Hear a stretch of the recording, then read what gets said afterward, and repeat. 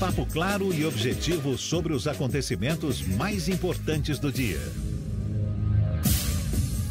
Lançada na semana passada, a revista em quadrinhos Rui, do sonho à realidade, que descreve a história de vida de Rui Barbosa, uma das mentes mais importantes da história do Brasil, narra de forma didática e bem acessível o grande legado de vida do jurista baiano. A obra é resultado de uma parceria entre o Instituto Rui Barbosa com o Tribunal de Contas do Estado, também Tribunal de Contas dos Municípios, Secretaria da Educação e Governo da Bahia. Sobre o assunto, a gente conversa com o conselheiro do Tribunal de Contas do Estado, Inaldo Araújo, um dos entusiastas do lançamento dessa obra. Nosso convidado aqui no Isso é Bahia. Seja muito bem-vindo. Bom dia, tudo bom, Inaldo? Bom dia, Jefferson. Prazer imenso estar aqui no Isso é Bahia. Prazer todo nosso. E certamente, uma vez no formato em quadrinhos, é uma obra que aumenta a capacidade de ser acessada pelo público em geral. Agora, por que especificamente Rui Barbosa no lançamento de uma obra que ficou muito bonita, por sinal, né? Jefferson, de pronto eu agradeço e digo que aqui à nossa direita está um dos principais responsáveis, que é o jornalista Ernesto Marques.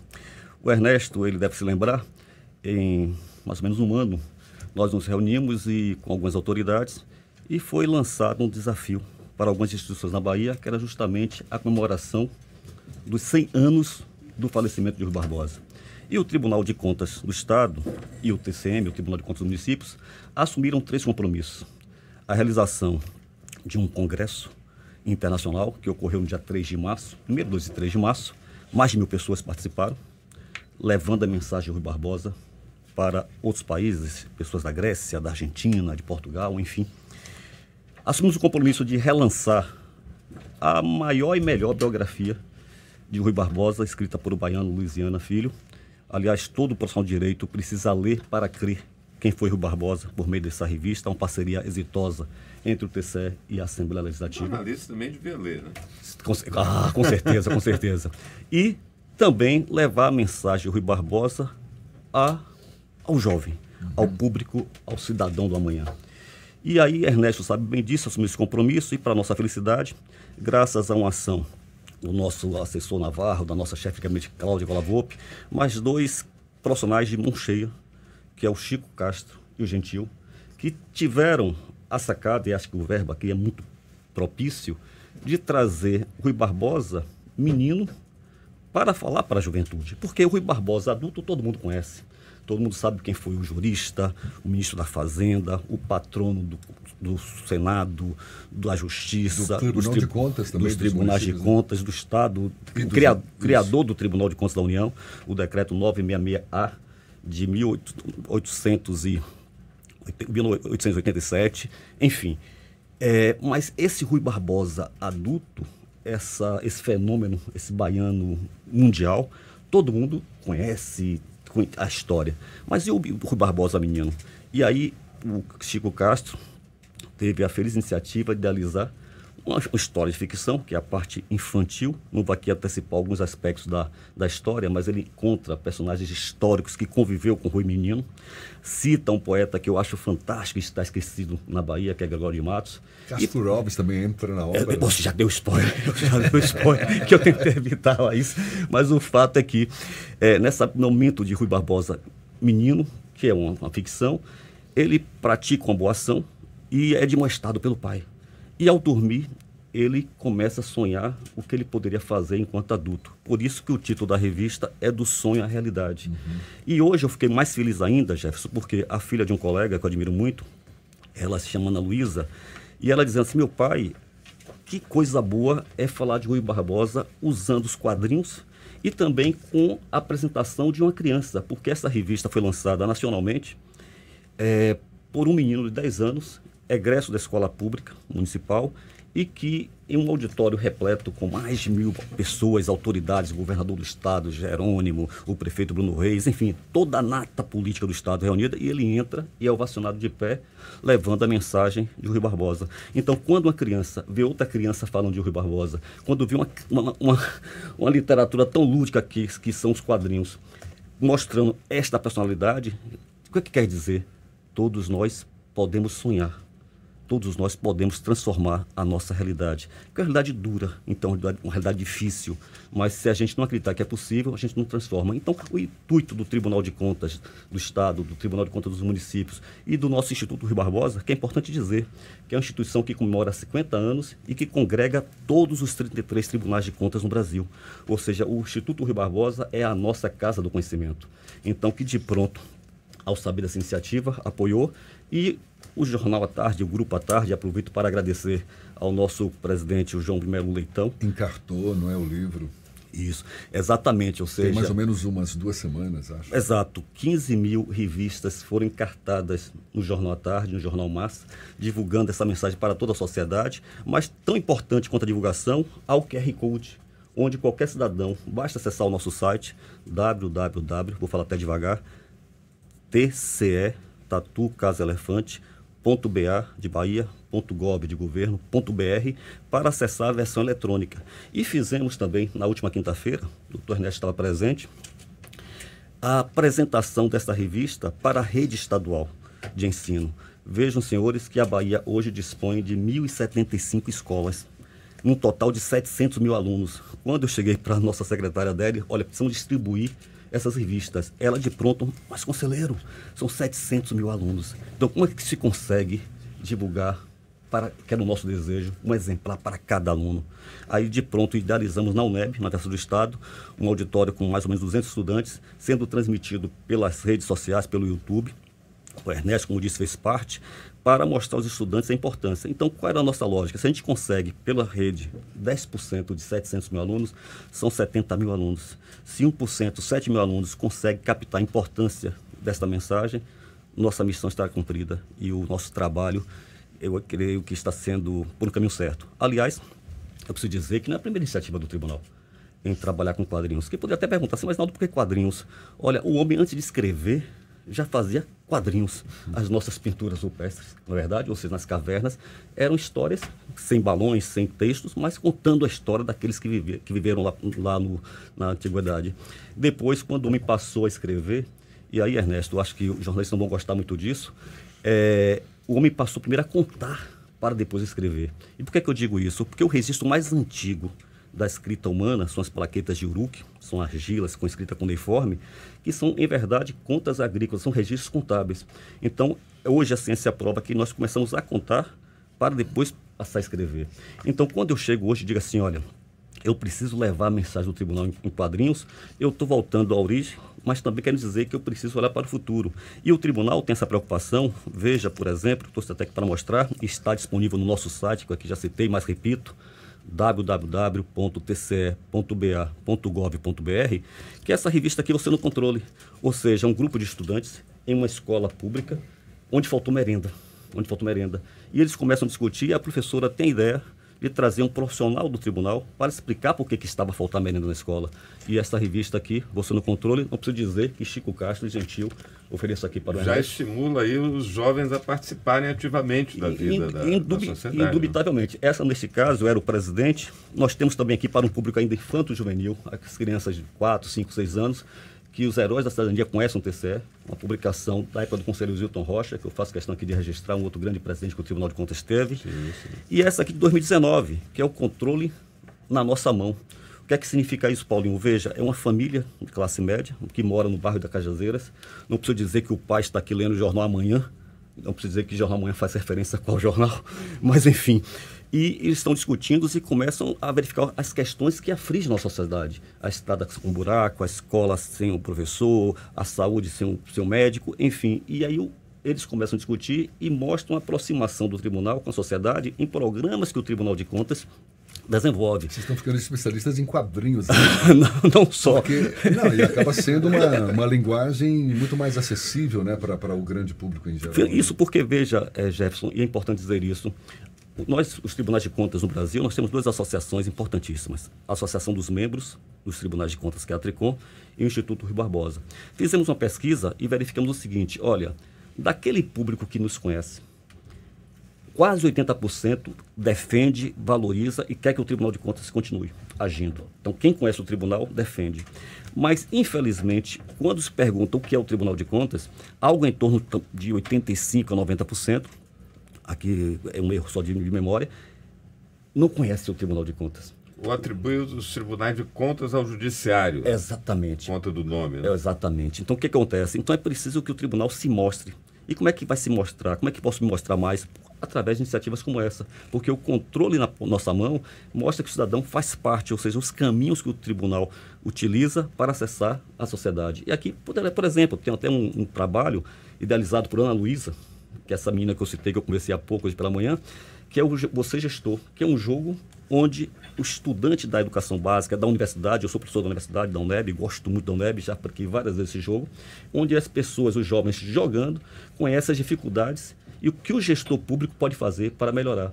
Mas, além disso, claro, o Tribunal de Contas realiza suas auditorias. E eu conclamo, portanto, a sociedade que visite a nossa página, acompanhe os nossos trabalhos, conheça o Tribunal de Contas, porque é um órgão que existe para defender o que é seu. Eu costumo, Jefferson, me permite, Paulinho, eu pensei que fosse um café para mim, mas eu vi que estou sem prestígio. Que esse café é falado tanto na rádio, eu ouço tá vendo e aí, sinto o ó, cheiro. Chegou a conta, Paulinho, chegou a conta. Mas o fato que eu estava dizendo é o seguinte, para mostrar para a sociedade a importância do tribunal, e aí, em minhas aulas na UNEB, eu digo assim, olha, há 2 dispositivos na Constituição Brasileira, que vai comemorar 35 anos, em 2023, que eu considero fundamentais. O primeiro, o artigo 3º, inciso 3º, que diz que é objetivo fundamental da nossa República, em qualquer das esferas, reduzir a desigualdade, erradicar a pobreza, erradicar a miséria. E um outro dispositivo que eu acho fundamental é o controle público. Poucas constituições no mundo tratam de controle público como o Brasil trata.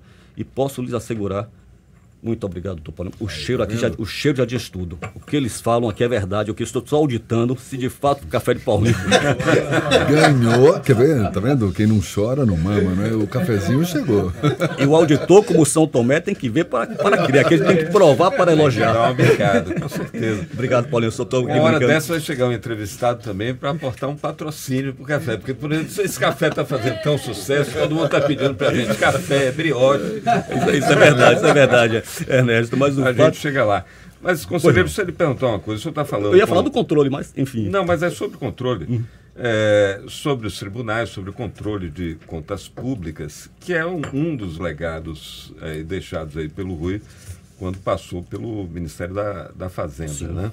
Agora, porque, Rui, o desafio nosso lá na comissão organizadora é exatamente trazer esse personagem aqui para perto da gente, né? Rapidamente, que a gente já está aqui nos minutos finais... Passa rápido, né? Ainda mais quando a conversa é boa e o tempo Obrigado. Passa, a gente não sente. Mas traga aqui mais alguns elementos do que foi o pensamento e a obra de Rui Barbosa, que estão presentes, estão aqui, enquanto a gente está conversando. É claro que eu não sou especialista e não posso querer ir além do sapato. Ou seja, acho que a Bahia tem expoentes que poderiam falar com muita propriedade quem foi, quem é e quem será Rui Barbosa. Porque um personagem como esse não perece jamais. Mas o fato é que, eu poderia citar o professor Edivaldo Brito, que faz parte da comissão dos 100 anos, enfim. Mas eu diria que o Rui Barbosa, aos 11 anos, por exemplo, a escola já dizia que não tinha mais nada a ensinar. Veja, não tem mais nada a ensinar um menino de 11 anos. Enfim, aos 21 anos, Rui Barbosa já era profissional do direito, formado pela Universidade de São Paulo, aos 21 anos de idade. 28, deputado constituinte. E aos 32, é um assunto que pouco se fala de Rui Barbosa, que é justamente ele foi o patrocinador da primeira reforma do ensino. Então, antes mesmo de Rui Barbosa ser exímio jurista, eu entendo que foi um grande educador. E qual a principal ação de Rui Barbosa para nós que estamos no controle? Como já disse, o decreto 966A de 1890, ele cria o Tribunal de Contas, dizendo o seguinte, olha, entre aquele poder que autoriza, que é o povo, todo poder manda pelo povo e a sociedade brasileira não pode nunca perder essa questão, a importância desse fato. Todo poder manda pelo povo, que o exerce através dos seus representantes. Mas entre o poder que autoriza e o poder que executa, que é o executivo, tem que haver um mediador para dizer ao povo que está certo. Isso já está na essência do decreto 966A de Rui Barbosa. Mas também alerta Rui Barbosa, dizendo o seguinte: olha, se esse Tribunal de Contas não for capaz de dizer à sociedade o que foi feito com o dinheiro que a ela pertence, ele se tornará um aparato inútil, custoso. Rui Barbosa já tinha essa visão no século XIX. Então veja o quanto é atual o pensamento de Rui Barbosa. Agora, o que eu posso dizer hoje é que o Tribunal de Contas da Bahia, graças a Deus, é um dos órgãos mais reconhecidos no Brasil em termos de controle público. Veja, Ernesto, Jefferson e Thaís, poucos tribunais de contas no Brasil são credenciados pelo Banco Mundial, pelo World Bank e pelo Banco Interamericano para realizar as auditorias dos seus projetos. Esses bancos internacionais, eles financiam projetos aqui na Bahia, enfim, e que precisam ser auditados. Quem são os auditores credenciados para auditar esses projetos? No caso aqui da Bahia, o TCE e o TCM. Então vejam que a sociedade, que são instituições, melhor dizendo, internacionais, dizendo: olha, eu acredito, eu confio neste órgão de controle. O que precisa é o tribunal, o tribunal aparecer mais, é a sociedade nos cobrar mais. Então, quando a gente sai hoje aqui dos nossos cuidados e traz essas revistas que eu passo aqui para, né, entregar a vocês, mão primeira, Paulinho, que me deu o café aqui, vai receber o controle na nossa mão. E Thaís, que está aqui representando o público feminino, eu gosto muito da sua fala diuturnamente. Vejo que aqui eu tenho o livro A Cidade da Bahia, que é uma publicação da ALBA, do TCE e do TCM, que mostra imagens de Salvador antiga, para que o povo conheça o que foi essa cidade, o que é essa cidade, como a gente precisa para valorizar. Então o tribunal não fala só de auditoria.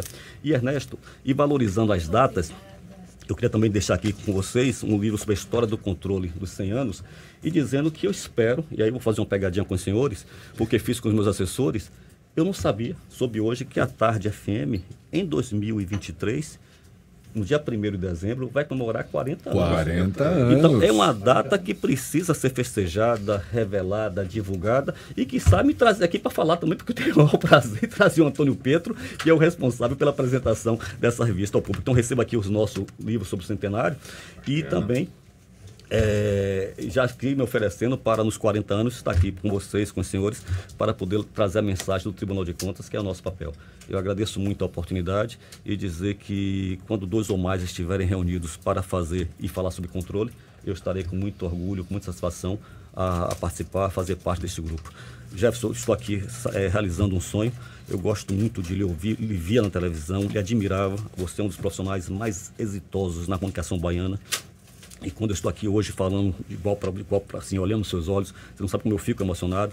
Ernesto é um jornalista de escola, né? Aliás, a Tarde FM está de parabéns, Paulinho, porque a nata do bom jornalismo está aqui, encabeçado, claro, e não se registrar o nosso Levi Vasconcelos, que eu pensei até que ele estivesse participando aqui no nosso encontro. Está lá na praia de Guaibim. Ah, que coisa boa, manda um abraço para Levi. Vindo bem te vir, Mas não saio de casa sem, diariamente, segunda a sexta, ouvi-los, porque de fato, à tarde eu gostava muito das músicas e agora com a informação que vocês trazem, informação com qualidade, com seriedade, um jornalismo de escola de primeiro mundo. Parabéns a vocês, parabéns à Tarde FM, ao nosso João Melo Leitão, muito obrigado por encartar as revistas do Rui Barbosa no jornal e acho que é só um primeiro passo. Outras parcerias estão por vir e creio que precisamos comemorar a rádio que quem ouve gosta. Exatamente. Muito obrigado, muito obrigado. E eu fico aqui curioso, parabéns também, viu, Hinaldo, por suas palavras e pela iniciativa. Eu fico curioso aqui em saber qual vai ser a próxima revista, né? Porque ele chegou aqui com uma pilha de revistas, livros e tal, e tô vendo que é do seu agrado, não é? Lidar com esse tipo de obra. Eu posso até dar um spoilerzinho, mas veja, eu ia fazer uma palestra em Porto Seguro, levando a mensagem do bom controle. E ao meu lado, eu não o conhecia, era o vice-prefeito de Porto Seguro, o Paulinho Tô à Toa. Eu gravei o Tô à Toa por causa daquela música de Duval Lelis, Estou à toa, se ligue. E aí fui apresentado e começamos a conversar. Aí na conversa eu fiz questão de apresentar essa revista Rui Barbosa para ele. Ele de pronto disse assim, mas olha, por que a gente não pode fazer algo semelhante para que os povos originários contem a história, bom tema, para que eles estão chegando? Porque Porto Seguro foi descoberto pelos portugueses, mas como é que os índios contam essa história? Aí já sei que ele contactou com o Chico Sena, que é o maior historiador que nós temos hoje na atualidade aqui na Bahia, estão em contato com Chico Castro, com Gentil, e o Tribunal de Contas, o TCM, o Conselho Chico Neto nem sabe, mas vai apoiar. patrocinar uma revista, ou seja, o povo originário contando a história. Contando sua própria história. Contando sua própria E história. quando Então, sair, ele por captou. favor, venha fazer o lançamento aqui conosco, viu? E espero que o nosso vice-prefeito Paulinho Tuatô esteja ouvindo, porque eu estou levando a mensagem dele. Tenho certeza que vai virar realidade. Inaldo, olha, muito obrigado mais uma vez. Parabéns, Inaldo Araújo, conselheiro do Tribunal de Contas do Estado da Bahia, levando esse papo gostoso conosco aqui. E, por favor, volte sempre. Um abraço, será um prazer. Tá certo? Abraço forte. Ok, mais uma vez, muito obrigado. Desculpa a emoção. Ora, prazer todo nosso.